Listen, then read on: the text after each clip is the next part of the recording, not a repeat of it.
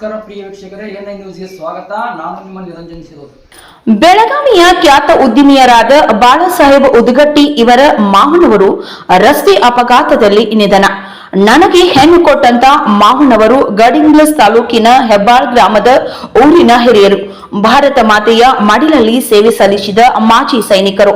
ನನ್ನ ಪ್ರೀತಿಯ ಮಾವನವರು ಬೆಳಗಿನ ಜಾವ 6:10ಕ್ಕೆ ವಾಕಿಂಗ್ ಹೋಗುವ ಸಮಯದಲ್ಲಿ ನಿದ್ಲೆ ಅಬಲಿನಲ್ಲಿ ತೆಲಂಗಾಣದ ಕಾರು ಚಾಲಕನಿಂದ ರಸ್ತೆ ಅಪಘಾತ ಸಂಭವಿಸಿದ್ದು ಸ್ಥಳದಲ್ಲೇ ಮರಣ ಹೊಂದಿದ್ದಾರೆ.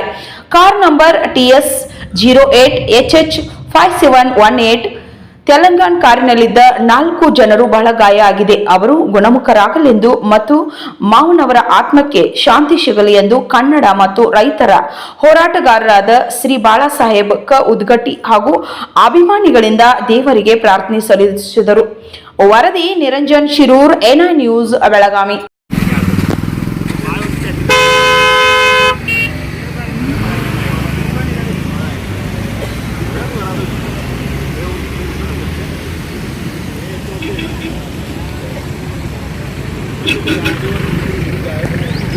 लड़क